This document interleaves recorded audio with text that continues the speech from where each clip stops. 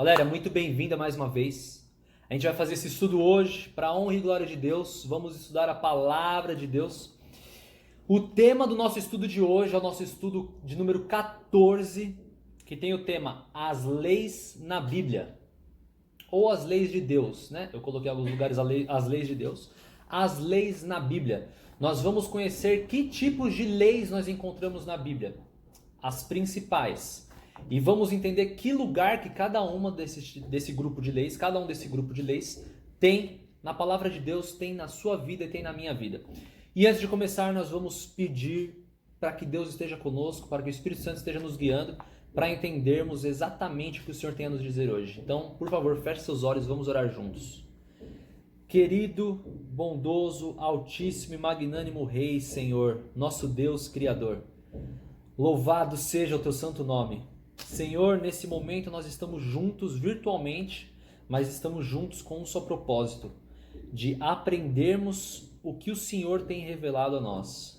Nós pedimos então, portanto, que o Senhor nos auxilie, que nenhum barulho, nada desse mundo atrapalhe a concentração de ninguém aqui, de nenhum de nós que estamos estudando a tua palavra, de nenhuma dessas pessoas que vai acompanhar o estudo bíblico de hoje. Pedimos que o seu Santo Espírito, o Espírito Santo, mova os nossos corações e a nossa mente. E por ti sejamos capacitados a entender e apreciar a verdade da tua palavra e praticar a tua vontade e avançarmos dia após dia.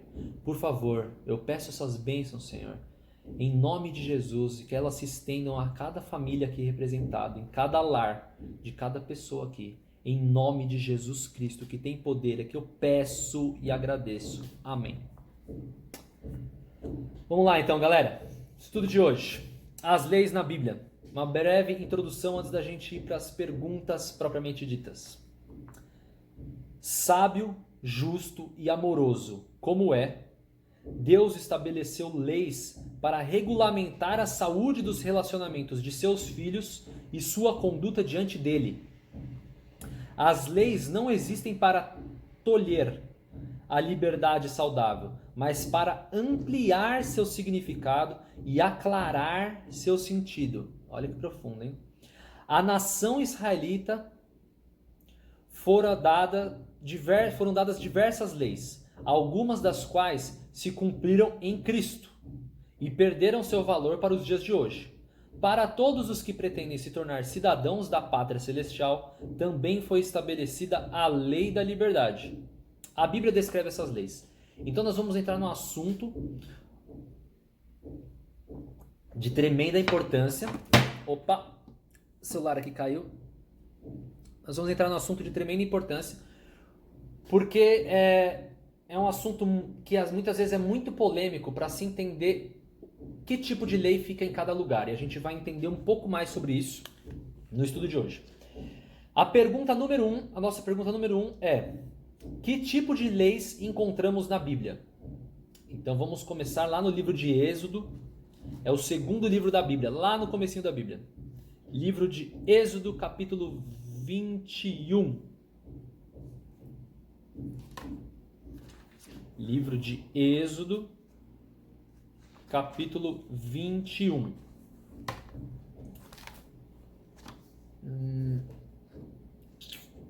Deixa eu só marcar aqui enquanto você está procurando.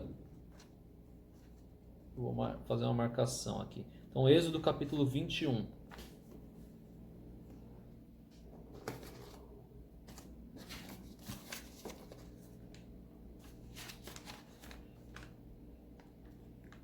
Êxodo capítulo 21 e capítulo 22. Eu vou ler direto, vou mandar bala. São 2 capítulos. Acompanha aí comigo na sua Bíblia, tá bom? Leis para os sacerdotes. Disse o Senhor a Moisés: fala aos sacerdotes, filhos de Arão, e dize-lhes. Moisés era o líder do povo de Israel, que Deus tinha enviado. O sacerdote não se contaminará por causa de um morto entre o seu povo, salvo por seu parente mais chegado, por sua mãe, por seu pai, por seu filho, filha e por seu irmão. E também por sua irmã virgem, chegada a ele, que ainda não teve marido, pode contaminar-se. Ele, sendo o homem principal entre o seu povo, não se contaminará, pois que se profanaria. Não farão calva na sua cabeça e não cortarão as extremidades da barba, nem ferirão a sua carne. Santos serão a seu Deus e não profanarão o nome do seu Deus, porque oferecem as ofertas queimadas do Senhor, o pão de seu Deus, portanto serão santos. Não tomarão mulher por prostituta ou desonrada, nem tomarão mulher repudiada de seu marido, pois o sacerdote é santo a seu Deus. Era o trabalho, estava dando leis específicas para os sacerdotes que iam atuar no templo, trabalhar no templo. Portanto, o consagrarás, porque oferece o pão do teu Deus. Ele vos será santo, pois eu, o Senhor que vos santifico, sou santo. Se a filha de um sacerdote se desonra, prostituindo-se, profana seu pai, será queimada. O sumo sacerdote entre seus irmãos, sobre cuja cabeça foi derramado o óleo da unção, o que for consagrado para vestir as vestes sagradas, não desgrenhará os cabelos, nem rasgará as suas vestes. Não se chegará a cadáver algum, nem se contaminará por causa de seu pai ou de sua mãe. Não sairá do santuário, nem profanará o santuário do seu Deus, pois a consagração do óleo da unção de seu Deus está sobre ele. Eu sou o Senhor. Ele tomará por mulher uma virgem. Viúva ou repudiada ou desonrada ou prostituta, estas não tomarás, mas virgem de seu povo tomará por mulher. E aí continua esse tipo de lei. Quando a gente vai no capítulo 22, um pouquinho depois, ali metade do 21, a lei acerca do comer coisas santas. E aí Deus fala sobre quem deveria comer as coisas que fossem oferecidas no tabernáculo e alimentos que eram impuros. Qual que era o contexto aqui? Deus estava libertando um povo, pensa aqui comigo, era um povo que estava há 400 anos sendo escravo no Egito Antigo. O povo de Israel fazia 400 anos, eles estavam sendo escravos no Egito, foram escravizados. Quando Deus tira eles de lá, com as pragas tão famosas, que Deus mandou as pragas para o Egito, para o faraó, mostrando o seu poder e dando a chance do povo reconhecê-lo como Deus antes de sofrer cada castigo de cada praga, Deus tira de lá então um povo que é um povo muito difícil de lidar. Pensa que são pessoas que passaram 400 anos aí, geração após geração, sendo escravizados. E aí é um povo muito bárbaro, um povo muito rebelde, um povo que estava acostumado com um estilo de vida muito diferente, muito profano, muito diferente do que Deus queria. Então Deus, ele pega esse povo e começa a preparar esse povo para entrar numa terra que Deus tinha prometido, a terra de Canaã, que Deus havia prometido para eles, que era uma terra boa. E para isso Deus precisa purificar o povo, precisa ensinar um monte de coisa nova, e Deus age de acordo também com a realidade do contexto ali. Então você vê um contexto bárbaro, outra realidade, e aí você vai encontrar no livro de Êxodo várias dessas leis que eram específicas sobre como deveriam acontecer as coisas no tabernáculo, como o povo deveria agir em determinadas situações que desagradavam a Deus e como agir em determinadas situações que agradavam a Deus. Então você se aprofundando nisso, se você ler esses livros, você vai perceber isso. Que aqui, como a gente leu um pouco, a gente viu um grupo de leis, e tem vários grupos, tem vários capítulos sobre esse tipo de leis, que são as leis civis.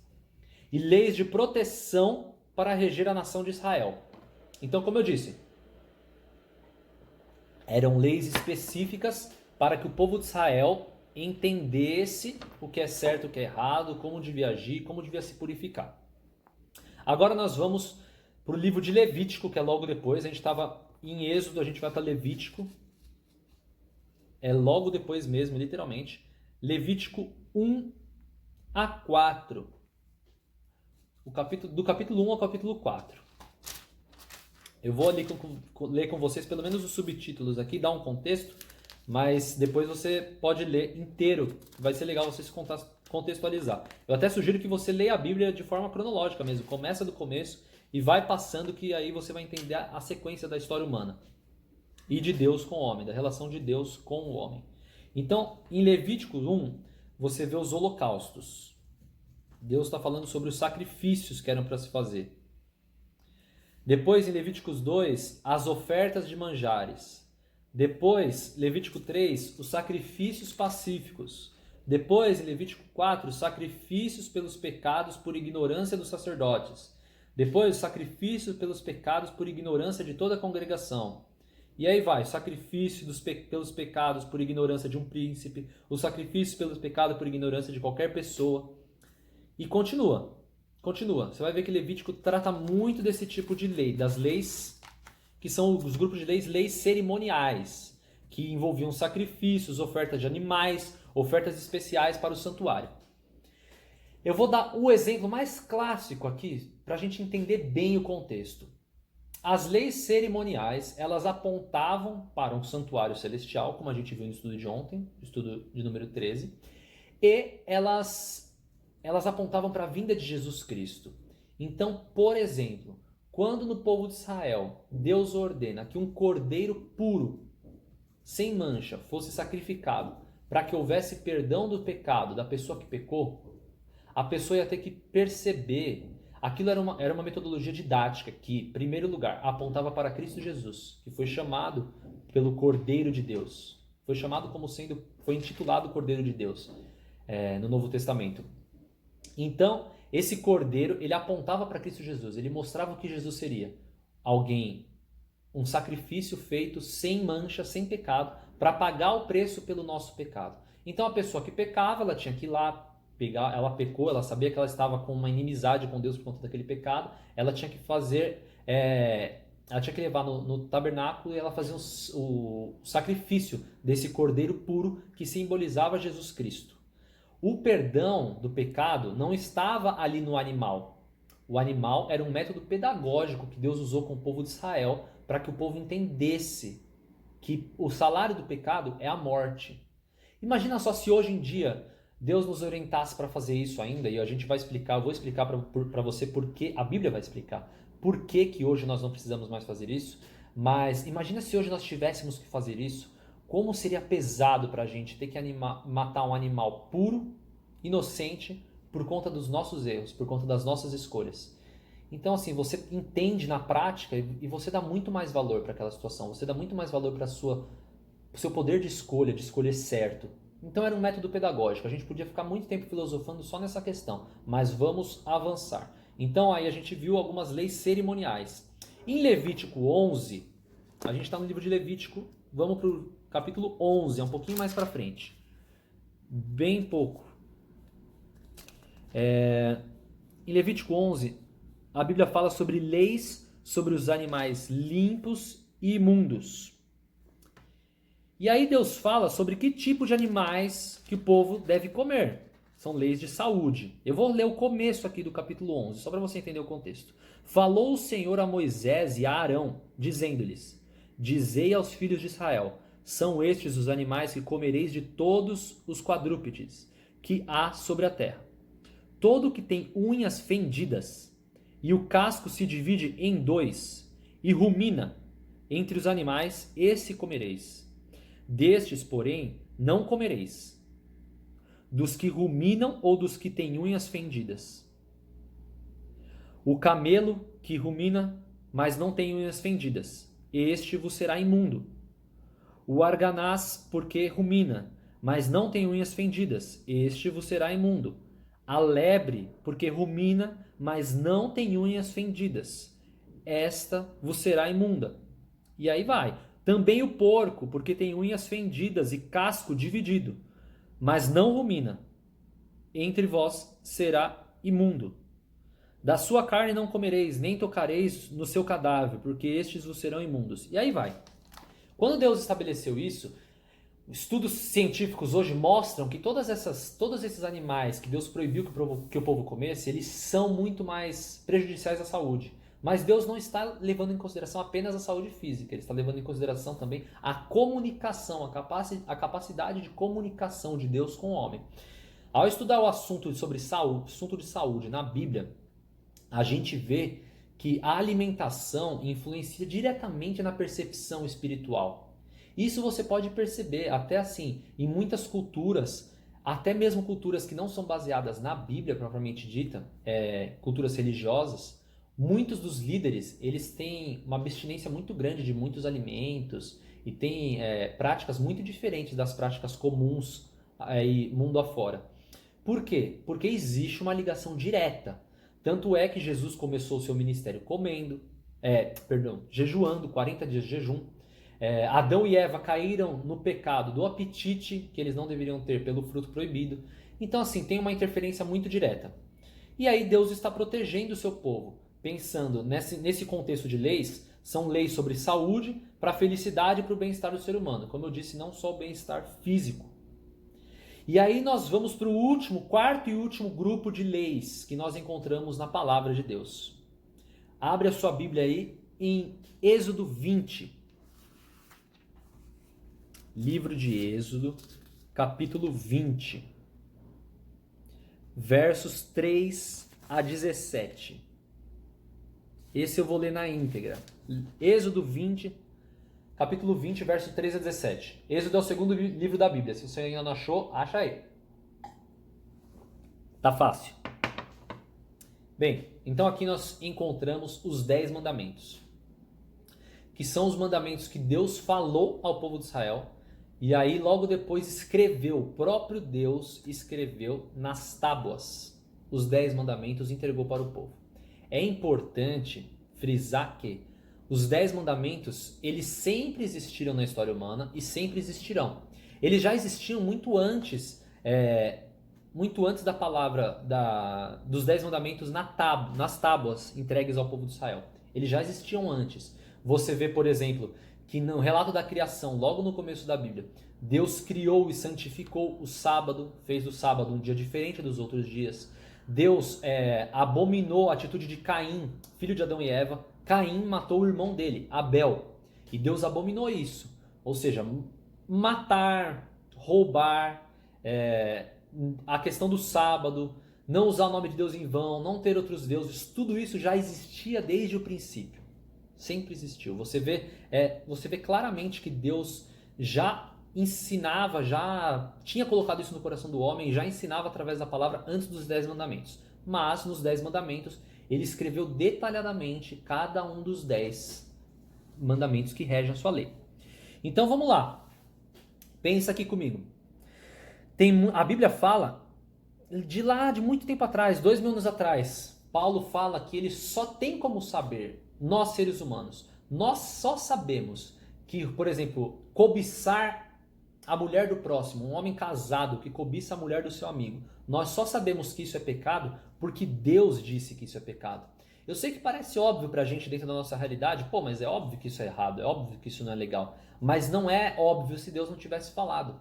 As próprias leis da humanidade, se a gente for analisar as próprias leis, se você é advogada, juíza, entende bastante de leis, ou está fazendo faculdade de Direito, você sabe que as leis elas estão baseadas, se você for analisar, elas estão baseadas na lei de Deus.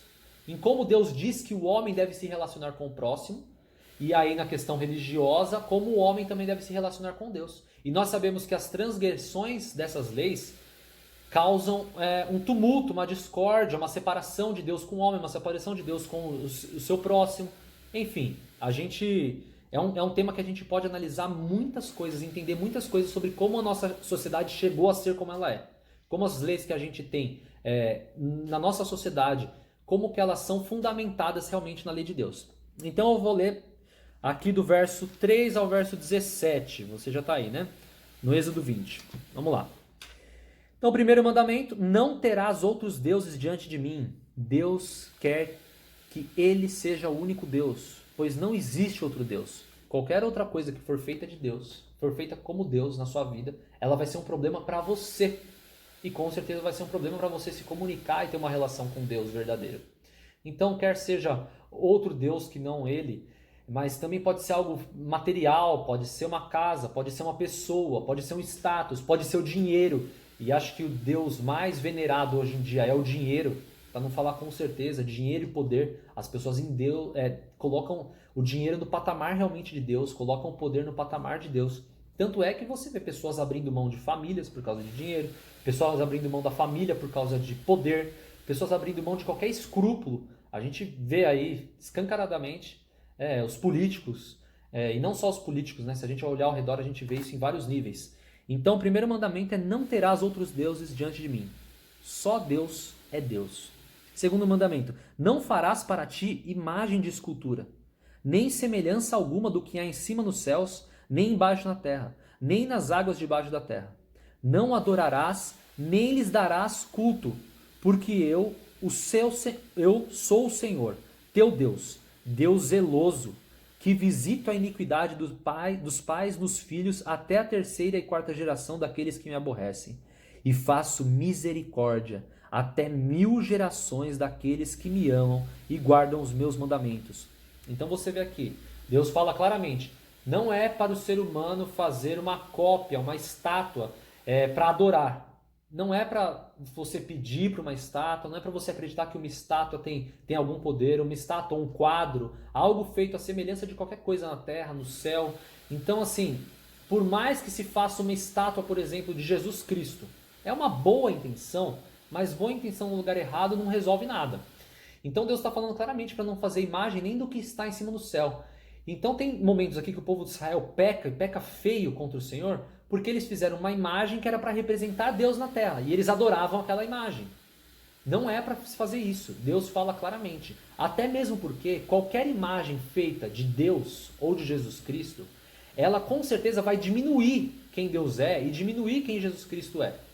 Então não tem chance de uma coisa criada por homens se parecer em alguma coisa com algo criado no céu, e muito mais dar o poder para essa coisa. Você olhar venerando e aquilo ter um valor muito grande, ter um valor de poder para você, uma coisa material.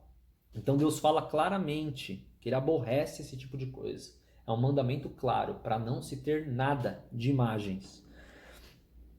Né? Não está falando aqui sobre você ter uma estátua de alguma coisa que você gosta aí no seu quintal para ficar ali bonito, para decorar o seu jardim. Não é isso. Deus está falando sobre adorar, né? Sobre venerar, sobre cultuar. Próximo mandamento. Não tomarás o nome do Senhor, teu Deus, em vão, porque o Senhor não terá por inocente o que tomar o seu nome em vão. Esse é um dos mandamentos de Deus mais esquecidos. As pessoas fazem piada com o nome de Deus, elas usam o nome de Deus em vão. O nome de Deus, ele é santo. Deus é santo. Ele é magnífico, ele é o rei do universo, ele é glorioso. Não tem nada a ver com nosso agir, falar sobre outras pessoas, fazer uma piada sobre outra pessoa. O nome de Deus é santo. Hoje a gente vê muitas pessoas fazendo piada, e não só fazendo piada, às vezes pessoas religiosas que acabam tomando o nome de Deus em vão, usando por qualquer coisa. O nome de Deus não é um nome para ser usado de forma qualquer. Não é um nome comum. O nome de Deus não é um nome comum, é um nome santo. Ele deve ser usado da maneira certa. Há muito tempo, Deus castigou muito severamente essas pessoas no momento que elas pecaram. E hoje Deus trabalha de uma maneira onde a pessoa tem muito mais oportunidades de chegar ao arrependimento, ao conhecimento sobre essas coisas, se arrepender, ser salva. Mas todas as pessoas vão pagar pelas transgressões que elas fazem. Como a gente disse, como a gente já estudou aqui, no juízo de Deus elas vão encarar tudo que elas fizeram, cada obra. Então preste muita atenção nessa questão. Deus está falando claramente. Vou ler de novo o verso 7. Não tomarás o nome do Senhor teu Deus em vão, porque o Senhor não terá por inocente o que tomar o seu nome em vão. Então a gente vê aí os grupos de humor fazendo um monte de piadas sobre Deus. Deus não os tomará por inocente. Existe o livro da vida, a gente estudou no último estudo. Existe um livro da vida, onde no céu são registrados todas as atitudes, todas as obras de cada ser humano. E todos nós seremos julgados de acordo com o que fizemos. Deus fala claramente que não tomará por inocente. Próximo, quarto mandamento. Lembra-te do dia de sábado, verso 8, para o santificar. 6 dias trabalharás e farás toda a tua obra. Mas o 7º dia é o sábado do Senhor, teu Deus. Não farás nenhum trabalho, nem tu, nem o teu filho, nem a tua filha, nem o teu servo, nem a tua serva, nem o teu animal, nem o forasteiro das tuas portas para dentro. Porque em 6 dias fez o Senhor os céus e a terra, o mar e tudo o que neles há, e ao 7º dia descansou. Por isso o Senhor abençoou o dia de sábado e o santificou. Você vê aqui que Deus está fazendo uma referência ao momento da criação, né? Deus abençoou o sétimo dia. Ele fala aqui que criou o mundo em 6 dias e abençoou e santificou o sétimo. E ele está falando justamente aqui um dos mandamentos que é mais esquecido hoje pelo povo de Deus. Tem todo um contexto para isso ter acontecido, mas é interessante até que o mandamento começa com a palavra lembra-te. Deus sabia que o povo iria esquecer disso. E é tão sério isso, é tão solene. Deus fez a história humana, o formato da vida humana, para que o ser humano trabalhasse os outros 6 dias. Então, você tem 6 dias para fazer a sua obra, para trabalhar, para conseguir o dinheiro para pagar as contas, para trabalhar num projeto, no que for. Mas o sétimo dia é um dia separado, o dia que o Senhor abençoou e santificou. Você vai passar momentos com Deus todos os dias da sua vida, você deve estudar a Bíblia, deve passar momentos de oração, mas o sétimo dia é um dia separado para isso, para você viver um pedaço do céu na terra, para você se conectar com Deus de uma forma muito especial e diferente do que você consegue nos outros dias. Então Deus fala claramente que nem você, nem o seu servo, nem a sua serva, né, nem o seu empregado, nem a sua empregada, ninguém é para trabalhar no sábado. Deus santificou. Logo, quem trabalha, quem faz alguma obra no sábado, uma obra própria, está pecando contra os mandamentos de Deus. E isso, gente, é muito importante lembrar que tudo que Deus faz para o bem do ser humano. Deus estabeleceu assim porque é necessário que o ser humano acalme e tenha um dia de folga, e tenha um dia separado, e tenha um dia para ter uma comunhão especial com Ele. Nós precisamos disso. Aí, de modo geral, aí no nosso contexto aqui, Brasil, né? Porque em outros países são diferentes, muitas coisas são diferentes. Mas no Brasil, por exemplo, essa questão, nós vemos uma evolução onde o povo de Deus da antiguidade guardava o sábado, então trabalhava no domingo, que é o primeiro dia da semana, trabalhava segunda, que é o segundo dia da semana, todos os dias, e no sábado era um dia separado.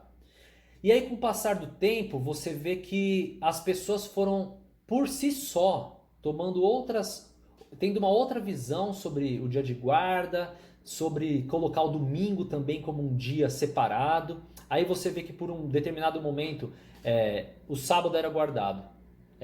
Eles buscavam, né, guardar o sábado da maneira como Deus orienta. Aí começou a se dizer que o domingo também era um dia para se descansar. E aí, com o passar dos anos, a igreja romana, que estabeleceu essa questão do domingo, eu não lembro agora em que ano, foi 300 e alguma coisa depois de Cristo, se eu não me engano. Eu queria lembrar o nome do decreto, acho que é de Constantino, foi um decreto de Constantino, onde ele colocou o domingo, começou a colocar o domingo como um dia santo. E aí você vê que ganhou o formato do fim de semana, que a gente conhece, né? De não se trabalhar no sábado e nem no domingo. E em determinado ponto foi se diminuído o sábado e exaltado o domingo. Agora, toda essa mudança, né? Esse contexto que a gente entende de fim de semana, não trabalhar no sábado e no domingo, depois exaltar mais o domingo que o sábado. Você pode ver que hoje a maioria das empresas que tem 6 dias úteis de trabalho, elas colocam o sábado como dia de trabalho, não o domingo. Tudo isso, gente, tudo isso foi plano do inimigo de Deus, que acusa Deus sobre a lei dele. O plano de Satanás o tempo inteiro sempre foi acusar a Deus e falar que a lei de Deus era errada, que poderia ser melhor. Então, quando ele estabelece isso através de homens, ele vai mudando o nosso conceito histórico. Então, se você hoje é uma pessoa que não tinha contato com essa verdade, você provavelmente tinha o fim de semana como, legal, eu não trabalho esses 2 dias porque eu trabalho 5. Saiba que tudo isso começou desse jeito que a gente está falando aqui. Teve essa sequência que a gente está falando aqui. Agora, esse é um dos pontos mais importantes para a gente entender, porque a gente viu lá na frente na Bíblia, né? A gente viu Tiago falando no estudo anterior, se eu não me engano, que a pessoa, quando ela peca em um dos mandamentos, ela pecou em todos. Então, a pessoa, para ela estar de acordo com a vontade de Deus, ela tem que estar guardando todos os mandamentos de Deus. Aqui, no caso, os 10 mandamentos, que são a base. Então, quando se tira um dos mandamentos e diminui o poder dele, você faz com que muitas vezes grupos cristãos se limitem a 9 dos mandamentos ou a 8. Então, muitas denominações, elas guardam 8 mandamentos. Teve um momento na história da igreja romana, católica romana, que ela mudou alguns mandamentos. Tirou o mandamento de guardar o sábado, tirou o mandamento de adorar imagens, aí começou a se criar imagens, a ter esse conceito de santos, que a gente tem, que não é o conceito da pessoa santa na Bíblia, que é um santo como intercessor. E aí, então, tirou 2 mandamentos, acrescentou o mandamento do domingo. Lembra que eu falei que o sábado foi sendo diminuído pela igreja romana e o domingo exaltado? Então, tirou 2 mandamentos, acrescentou do domingo, ficou 9 mandamentos. E aí, um dos outros mandamentos foi dividido em 2 para completar em 10. Mas você percebe que foi uma manipulação humana, histórica e humana para com a palavra de Deus. Você acha que Deus, por um acaso, ele mudaria algo que ele criou, como por exemplo o sábado, como por exemplo não matarás? Imagina só se uma pessoa tem o direito ou tem o poder de ir lá e falar, ó, eu sinto no meu coração que Deus não quer que eu cobice se a pessoa for mais pobre do que eu. Se a mulher do meu próximo for mais rica do que eu financeiramente, tudo bem, eu posso cobiçar. Você acha que Deus muda alguma coisa que ele cria? Deus não muda nada que ele cria. Tanto é que se ele mudasse, Jesus Cristo não precisaria ter vindo para morrer por nós. Ele só mudaria a lei. Era simples. Ele mudaria a lei e não ia ter custado a vida de Jesus Cristo. Mas custou a vida de Jesus Cristo, porque a lei de Deus ela é imutável. Então nós vamos entrar mais nesse detalhe mais para frente no estudo, mas vamos continuar então. Nós lemos até o verso 11. Vamos agora ler o verso 12.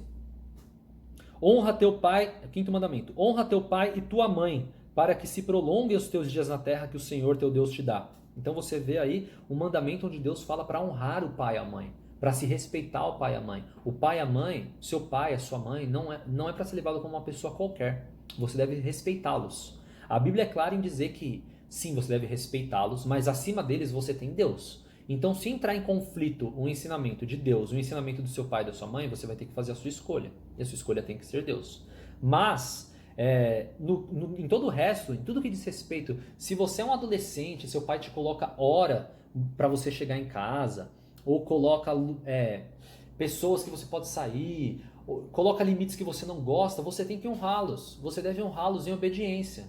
Se você não quiser honrá-los em obediência, você vai ter que criar a sua estrutura financeira, psicológica, para você conseguir sair da casa dos seus pais, mas honrando os seus pais. Ou se não, se você quiser continuar na casa deles, você vai ter que se submeter ao que eles dizem, porque assim diz o Senhor, você deve honrar os seus pais. Isso é muito importante e muito esquecido também. Aí você vai para o 6º mandamento, não matarás. 7º, não adulterarás. 8º, não furtarás. 9º, não dirás falso testemunho contra teu próximo. Nunca entre na roubada de ir defender algum amigo na justiça ou até numa discussão pequena e defender sabendo que ele está errado, falando uma mentira para tentar defender um amigo. Isso é condenado por Deus. Não dirás falso testemunho, que a tua boca abra para falar a verdade, e somente a verdade. Esse é o desejo de Deus para você. Esse é o desejo de Deus para mim. Esse é o desejo de Deus para o ser humano. O que foge disso não provém de Deus. Nada que foge disso não provém de Deus. Ainda que seja com boas intenções, não provém de Deus. Ainda que você esteja tentando ajudar uma pessoa que você sabe que não tinha que estar sendo presa, não invente uma mentira, não dê falso testemunho. A verdade é a verdade. Simples assim. E o último mandamento, não cobiçarás a casa do teu próximo, não cobiçarás a mulher do teu próximo, nem o seu servo, nem a sua serva, nem o seu boi, nem o seu jumento, nem coisa alguma que pertença ao seu próximo. Quem é o seu próximo? Todo mundo. Não cobice nada dos outros. Se outra pessoa tem algo que você queria ter e não tem, que ótimo para ela. Lute para ter. E não dependa daquilo, se for o caso. Mas não cobice, não olhe com inveja. Não tenha inveja do seu próximo. Então aí nós terminamos de entender o conceito da lei moral. A lei moral, que são os 10 mandamentos, que são a parte que Deus escreveu para toda a humanidade, que escreveu nas tábuas com o dedo dele, que é dita desde o primeiro livro da Bíblia até o último livro da Bíblia. Depois você vai ver Paulo falando, como eu disse, que não saberia o que cobiçar é pecado se não fosse o mandamento. Aí você vem Apocalipse, João falando, um anjo falando para João, a perseverança dos santos. Quem são os santos? São os que guardam os mandamentos de Deus e têm a fé em Jesus. Esses são os santos. Não fazem o papel de intercessão no céu. Eles são santos porque a Bíblia nomeia assim, mas são pessoas normais que escolheram servir a Cristo. E por causa de estarem sob o manto de Cristo e estarem guardando os mandamentos de Deus, glorificando assim Deus na terra, porque a vida do cristão glorifica a Deus na terra. Esses são os santos. Então a lei moral que expressa o caráter de Deus, conhecida como os 10 mandamentos, escrita pelo dedo de Deus em 2 tábuas de pedra. Não podemos confundir quem escreveu as leis, nem usar os textos da lei cerimonial para explicar a lei moral e vice-versa. Então, fica claro, até por todo o contexto bíblico, do começo ao fim, que as leis sobre saúde têm um papel. As leis civis para o povo de Israel têm outro papel. As leis cerimoniais para o povo de Israel têm outro papel. Como eu disse, o cordeiro que era morto, ele apontava para Jesus Cristo, que seria o cordeiro morto. Então, quando Jesus vem na Terra, a partir do ano que ele veio, aí 2000 e poucos anos atrás, quando ele morre, nenhum cordeiro mais precisa ser morto, pois o cordeiro já foi morto. Entende isso? E aí Deus fala que não precisa mais ter o cordeiro morto. Então você vê no Novo Testamento um contexto onde os cristãos não matavam nenhum cordeiro para pedir perdão pelos seus pecados. Eles confiavam no mérito de Jesus Cristo que havia sido morto. E é isso que nós devemos fazer.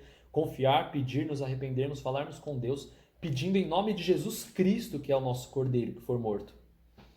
E aí você vê então Paulo, você vê Tiago, todos eles reafirmando os 10 mandamentos, mas em nenhum momento reafirmando as leis cerimoniais.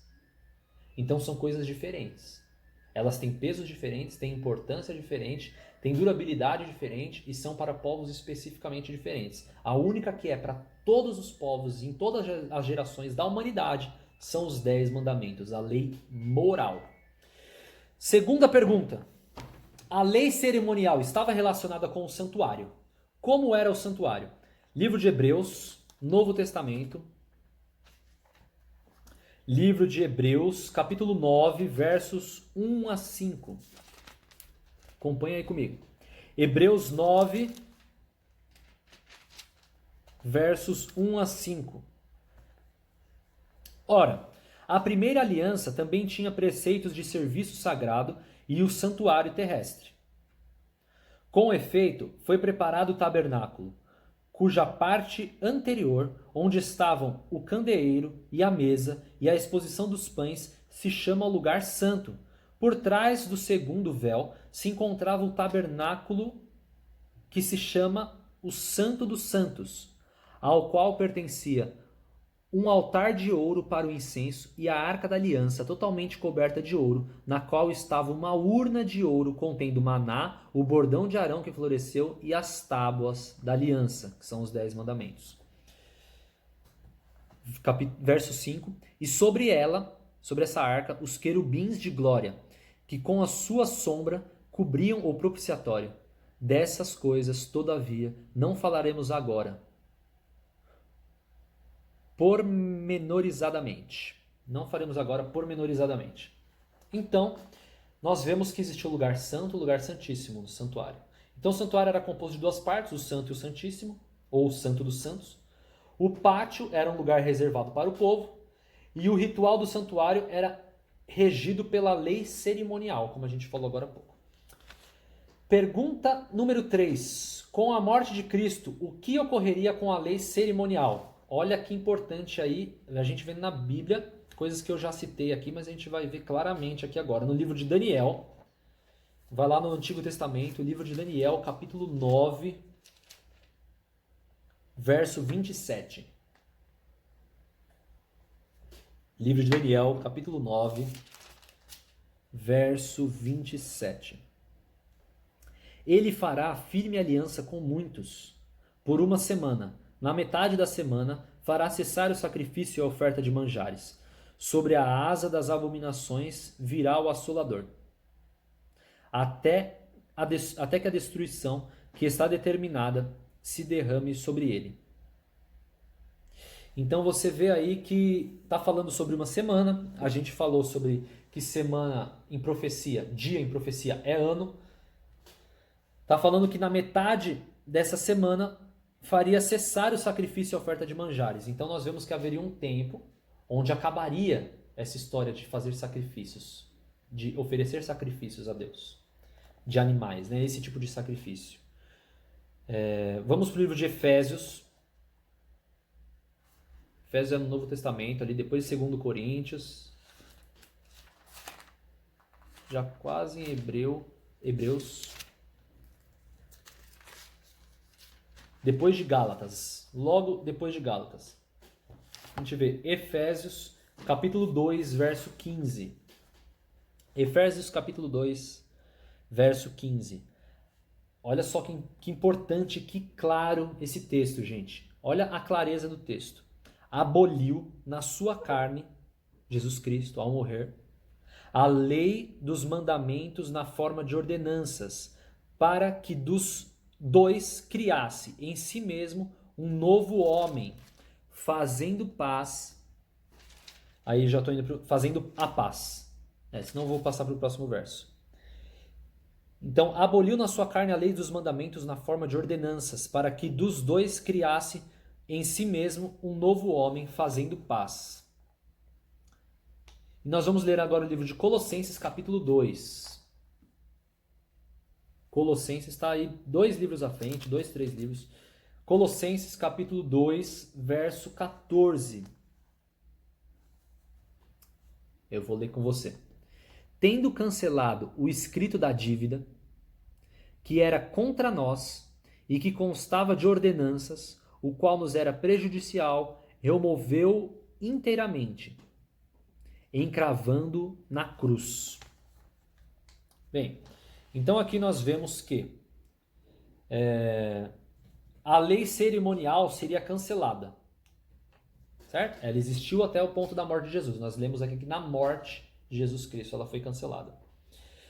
Pergunta número 4. A Bíblia nos ensina claramente que a lei cerimonial foi abolida na cruz, certo? Não tem discussão. Nós não precisamos mais fazer sacrifícios em nenhum daqueles rituais do santuário. Mas, que dizer da lei dos 10 mandamentos? Então, o que a Bíblia diz sobre a lei dos 10 mandamentos? Como eu falei, ela é reafirmada a Bíblia inteira. Nós vamos para o livro de Mateus. É o primeiro livro do Novo Testamento. Livro de Mateus, capítulo 5.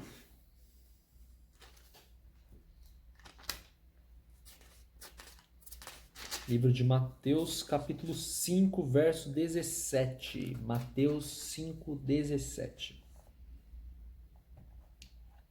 Olha as palavras de Jesus Cristo. Olha as palavras claras de Jesus Cristo. Acompanha comigo. Mateus 5, 17. Não penseis que vim revogar a lei ou os profetas. Não vim para revogar, vim para cumprir. Jesus Cristo na terra, ele cumpriu a lei. Ele guardou os mandamentos, por isso ele era o Cordeiro puro, viveu sem pecado. E depois nós vemos também os discípulos e todos guardando a lei dos 10 mandamentos inteiramente. Discípulos, apóstolos, todo o Novo Testamento e, como eu disse, toda a cristandade. Se nós vemos uma pessoa que diz que serve a Jesus Cristo, que diz que é representante de Deus na terra, e cobiça, e mata, e não respeita os pais, e não guarda nenhum dos 10 mandamentos, ou não guarda os 10 mandamentos, essa pessoa não é representante de Deus. Ela está misturando a sua vontade própria com a sua cultura, com a vontade de Deus. São coisas diferentes. Isso precisa ficar bem claro pra gente. Bem claro. Uma pessoa que sai matando, ela não pode ser representante de Deus. Uma pessoa que sai roubando, ela não pode ser representante de Deus. Não existe um momento aqui que diz, se for difícil não roubar, roube. Ou, se for preciso, roube. Não, roubar é pecado, sempre foi e sempre será. Então você vai ver que em toda a Bíblia, Deus age de acordo com essa mesma lei. Não penseis que vim revogar a lei e os profetas, é o que Jesus disse. Pergunta número 5. Qual foi a atitude de Jesus para com a lei moral? Livro de João, Evangelho de João, está um pouco depois aí, é o 4º livro do Novo Testamento. Então você está em Mateus, passa Marcos, passa Lucas, chega em João. João 15, 10. Capítulo 15, livro de João, capítulo 15, verso 10. Palavras de Jesus Cristo. Se guardardes os meus mandamentos, permanecereis no meu amor. Assim como também eu tenho guardado os mandamentos de meu Pai, e no seu amor permaneço. E lembra que Jesus Cristo fala que como você pode achar que... quando o discípulo pergunta, mostra-nos o Pai, Jesus Cristo diz, vocês estavam o tempo inteiro comigo e vocês não... Como vocês dizem, mostra-nos o Pai? Eu estou com o Pai está comigo. Se você vê a mim, você vê ao Pai. Então Jesus Cristo ele sempre reafirma que os mandamentos de Deus são os mandamentos dele. E enfim, ele é um com Jesus Cristo. Não tem um momento em que Jesus Cristo e Deus discordam. Jesus Cristo representa a Deus em muitos momentos e ele é também o próprio Deus. Mas são duas pessoas, tá? A gente vai estudar sobre isso depois, sobre a Trindade. Eles são pessoas diferentes com o mesmo propósito, que representam o mesmo poder. Tiago, livro de Tiago, mais pra frente aí na Bíblia, um livro curtinho. Livro de Tiago, depois de Hebreus, antes da primeira carta de Pedro. Livro de Tiago, capítulo 2, versos 10 a 12. Tiago 2, 10 a 12. Pois qualquer que guarda toda a lei, mas tropeça em um só ponto, se torna culpado de todos. Porquanto aquele que disse, não adulterarás, também ordenou, não matarás. Olha aqui, a referência aos 10 mandamentos no Novo Testamento. Porquanto aquele que disse, não adulterarás, também ordenou, não matarás. Ora, se não adulteras, porém matas, vens a ser transgressor da lei. Falai de tal maneira e de tal maneira procedei, como aqueles que hão de ser julgados pela lei da liberdade. Então nós vemos uma lei da liberdade que envolve regras para que se haja liberdade. Não é uma anarquia, é uma liberdade saudável, uma liberdade inteligente e uma liberdade que vem de Deus, literalmente. Então, assim como também eu tenho guardado os mandamentos, disse Deus, de meu Pai, e no seu amor permaneço. Então, qual é a atitude de Jesus para com a lei moral? Ele guarda os mandamentos e ele ensina que se guarde os mandamentos. Pergunta número 6. A fé em Cristo anula a nossa obrigação de seguir os 10 mandamentos? Vamos ler Romanos, porque isso é uma alegação. Vai para o livro de Romanos. Isso é uma alegação de muitas pessoas. Falar assim, eu estou em Jesus Cristo. Não tem mais essa de guardar os mandamentos, não tem mais essa de lei. Eu acredito em Jesus, eu acredito nele, estou salvo, posso fazer o que eu quiser, não tem regra.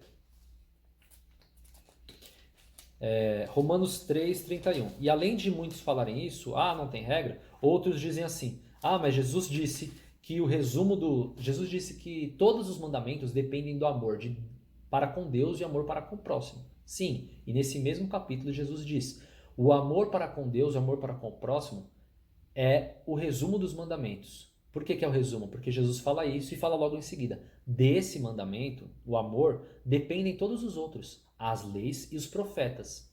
Então tudo que está escrito na Bíblia depende do amor. Nenhum mandamento seguido, sem que seja por amor, é realmente seguido. Até depois Jesus fala o seguinte, em verdade vos digo que se você pensar na mulher do seu próximo, se você cobiçar ela aqui na sua mente, você já cometeu adultério. Você já adulterou. Perante Deus você já adulterou só de ter desejado. Então no campo do pensamento existe também o pecado, não só na atitude. Então uma pessoa que... como eu posso dizer? Uma pessoa que não rouba, querendo roubar, ela já está cometendo aquele pecado dentro dela. Porque o princípio tem que ser o amor. Ela não está deixando de roubar porque ela tem amor. Ela está deixando de roubar porque talvez ela tenha medo de Deus, ou medo de um castigo, não sei do que ela pode ter medo, mas a questão é que se não for movida pelo amor, o mandamento não é guardado, não adianta seguir nada da Bíblia, não adianta seguir nada do que Deus ensina, do que os profetas ensinam, porque não tem valor nenhum. Então vamos ler agora Romanos 3, 31. Romanos capítulo 3, verso 31. Olha a clareza de Paulo quando ele está falando sobre a graça, a justificação pela fé em Cristo Jesus. Anulamos, pois, a lei pela fé? Ou seja, termos fé em Cristo Jesus anula a lei? Ele diz, não, de maneira nenhuma. Antes confirmamos a lei. Nós vemos que a lei é boa. Confirmamos a lei através da graça de Jesus Cristo.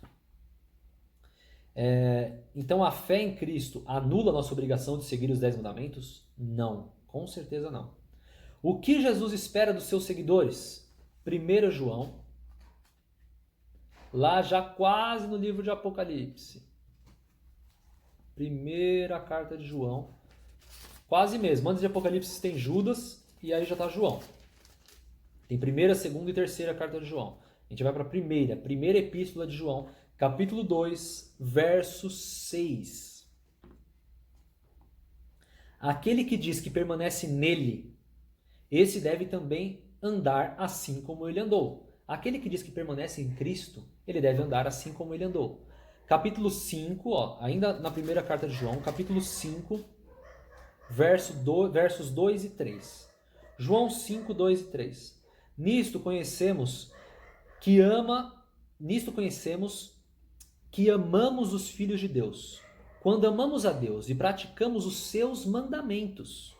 Porque este é o amor de Deus, que guardemos os seus mandamentos. Ora, os seus mandamentos não são penosos. Os mandamentos de Deus não são penosos, são para o nosso benefício.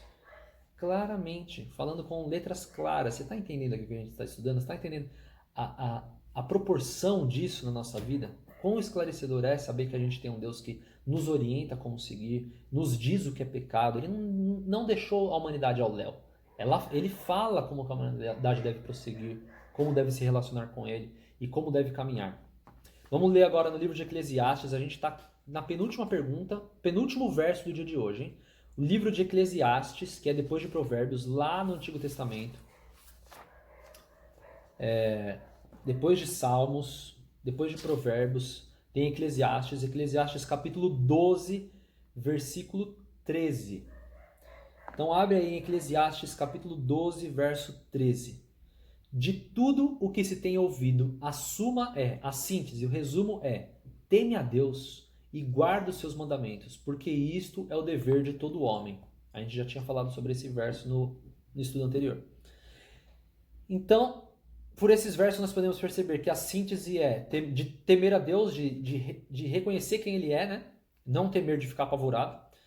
Apesar de que a Bíblia mostra que em vários momentos, quando a humanidade se depara com a grandiosidade de Deus, ela fica apavorada, mas não é esse o intuito aqui, é de temer, de respeitar, né? Temer a Deus e guardar os seus mandamentos, porque isto é o dever de todo homem. Quando amamos a Deus, nós vemos aqui no Novo Testamento, em 1 João, quando amamos a Deus, guardamos os seus mandamentos, que não são penosos, são para o nosso próprio bem. Com certeza você vai viver melhor se guardar os mandamentos de Deus, não tenha dúvida. Quais são os benefícios da obediência aos mandamentos de Deus? O último texto de hoje. Nós vamos ler, está no livro de Salmos, um pouco antes de Eclesiastes. Livro de Salmos, capítulo 19. Salmos 19, do versículo 7 ao 11. Então, Salmos, capítulo 19. Tinha aberto aqui no livro errado. Salmos 19, de 7 a 11. A lei do Senhor é perfeita e restaura a alma. O testemunho do Senhor é fiel e dá sabedoria aos simples, às pessoas simples. Os preceitos do Senhor são retos e alegram o coração. O mandamento do Senhor é puro e ilumina os olhos. O temor do Senhor é límpido e permanece para sempre. Para sempre.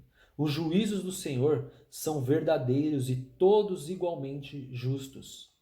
São mais desejáveis do que o ouro, mais do que muito ouro depurado, e são mais doces do que o mel e o destilar dos favos. Além disso, por ele se admoesta o teu servo, em os guardar a grande recompensa. Olha aqui, Davi falando, o salmista aqui falando que os mandamentos de Deus são a vontade de Deus, temor a Deus, são mais preciosos do que o próprio ouro. Eu tenho certeza que você já viu um monte de gente que tem muito poder, muito dinheiro e vive uma vida tão miserável, mas tão miserável que prefere o suicídio. Olha quantos artistas a gente vê que tiveram essa trajetória. Olha quantas pessoas famosas, músicos, atores, empresários. Isso que nós estamos falando dos que chegaram no ponto de tirar a própria vida. E os outros que são infelizes, que têm os casamentos destruídos, tudo por colocarem como prioridade coisas que são criadas por Deus e não a Deus como prioridade. Os mandamentos de Deus são muito superiores a qualquer ouro, a qualquer quantia de qualquer valor de dinheiro que se possa ter em alguma conta, quantidade de imóveis ou tamanho de empresa. Isso para Deus não significa nada. Deus promete não deixar faltar nada para os seus filhos. E ele diz claramente a Bíblia inteira: coloque a mim como prioridade na sua vida. Guarde os meus mandamentos. O contexto aqui dos mandamentos de Deus, os mandamentos de Deus eles são atacados já há muito tempo por Satanás. Satanás influencia pessoas para atacarem os mandamentos de Deus desde o princípio da humanidade. Nesses momentos que nós estamos vivendo de crise, onde nós vamos entrar realmente nos últimos versículos da história humana, nós vamos ver uma guerra muito grande contra os mandamentos de Deus. E eu quero pedir que em nome de Jesus você se lembre que qualquer um que mudar uma palavra da palavra de Deus receberá um castigo gigantesco. Qualquer um que disser que um dos mandamentos de Deus foi alterado receberá um castigo gigantesco. Deus, ele é o mesmo. E ele deixou aqui claro para que toda pessoa tenha a oportunidade de pegar, estudar e conhecer quem ele é e conhecer a verdade. Para que toda pessoa possa simplesmente não ser levada por um líder religioso, ou por uma denominação, qualquer que seja, ou por denominação nenhuma, ou por algum outro conceito sobre a vida. Deus deixou claro, mas você precisa estudar. Você e eu, nós precisamos estudar para entender e para conseguir reconhecer o engano da verdade. Deus está dando tempo. Sabe por que Jesus não voltou ainda? Jesus não voltou ainda unicamente para dar tempo para você, para nós, para a humanidade se preparar para a volta dele. Ele quer salvar mais pessoas ainda. E Jesus tem segurado, Deus tem segurado muitas tormentas que já era para ter caído sobre a terra, que já era para acontecer por conta da própria escolha humana. Deus tem segurado para que as pessoas tenham mais tempo de conhecer a verdade e de serem libertas do engano. E você tem essa oportunidade hoje. E eu também. Eu espero que você faça bom proveito dessa oportunidade, com sabedoria. Recapitulação do estudo de hoje. Existem 4 tipos de leis na Bíblia. 4. As leis civis, as leis cerimoniais, as leis de saúde. Essas leis foram escritas por Moisés. Todas essas leis Deus falou e Moisés escreveu. E o 4º tipo de lei é a lei moral, escrita pelo próprio dedo de Deus. Vou fazer uma breve oração para terminarmos então o estudo de hoje. Na verdade, aqui eu estou vendo que no Instagram já vai cair, eu vou continuar pelo Face e vou fazer uma oração só para a gente finalizar e fazer o compromisso de fé. Tá bom? Então, antes da oração, vamos fazer o compromisso de fé. Aceite que a lei foi cravada na cruz. A lei que foi cravada na cruz foi a lei cerimonial, a lei dos sacrifícios, a lei do santuário, não a lei moral. Deus continua com sua lei moral em vigor até o fim de toda a história. Creia que Jesus está te guiando para conhecer toda a verdade. Nós estamos aqui estudando. Essa é uma ferramenta que Deus usa para te guiar para toda a verdade, para que você conheça essas coisas. Olha como Deus é bom. Deus sabe que você, de repente, não procurou estudar isso sozinho, não procurou aprender isso sozinho. E todos nós temos as nossas falhas, as nossas mesquinhez aí. Mas Deus, na sua infinita bondade, Ele permitiu que a gente tivesse essa oportunidade de estudar junto aqui hoje. Assim como Ele permite que pessoas me ensinem e permite agora eu ser usado por Ele. Eu não estou aqui para ensinar, não estou sendo usado aqui para ensinar um mandamento, para ensinar uma doutrina que é minha. Nós estamos aqui estudando a palavra de Deus. Então creia nessa misericórdia. Hoje é mais uma chance de você crer que Jesus está te guiando para conhecer toda a verdade, não só uma parte da verdade. E queira, a partir de hoje, guardar os mandamentos de Deus. Releia lá. Os mandamentos de Deus estão em Êxodo 20. Leia-os na forma original, não depois deles terem sido deturpados, como eu disse, em um determinado momento da história. Leia como Deus escreveu com o próprio dedo para o homem. E se você achar que é difícil, nos dias de hoje, Deus ter mantido a Bíblia como ela é, tem um estudo. Vários estudos mostram que a Bíblia continua sendo a mesma desde sempre. Há não muito tempo atrás foram encontrados vasos com escritos da Bíblia, datados de muito antes de Jesus Cristo vir aqui na Terra, mais de 2000 anos atrás. E esses escritos, quando comparados com a Bíblia que a gente tem hoje, eles são fiéis. Deus manteve a sua palavra intacta para que a gente pudesse conhecê-lo e não ser enganado. Então vamos finalizar hoje fazendo uma oração e muito obrigado pela sua companhia, pela sua paciência. Hoje o estudo foi um pouco mais longo, mas como você viu, não foi à toa. Um propósito muito grande Deus tem para nós hoje e sempre. Vamos fazer uma oração. Senhor nosso Deus, amado Pai, a Ti toda a honra e toda a glória. Senhor, obrigado porque mesmo sendo tão pequenos, aqui na terra, o Senhor não esqueceu de nós, não nos deixou no escuro, não nos deixou sem material para entender a Tua vontade. Por favor, pedimos humildemente que o Seu Santo Espírito continue trabalhando em nossos corações e de nossos familiares. Por favor, Senhor, dá-nos perseverança vinda de Ti, coragem vinda do Senhor, fé vinda do Senhor, comunhão contigo vinda do Senhor, para avançarmos, para guardarmos os Seus mandamentos e para entendermos as coisas que estão acontecendo na terra e as coisas que muito em breve acontecerão.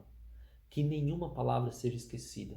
Por favor, crave a Sua lei no nosso coração e nos ajude a nunca esquecermos, meu Deus. Dá-nos a vontade de estudar, de aprender, de avançar. Nós pedimos isso no nome de Jesus Cristo, o nosso único intercessor e Salvador. Amém. Valeu, galera. Fica com Deus. Um grande abraço e até a próxima.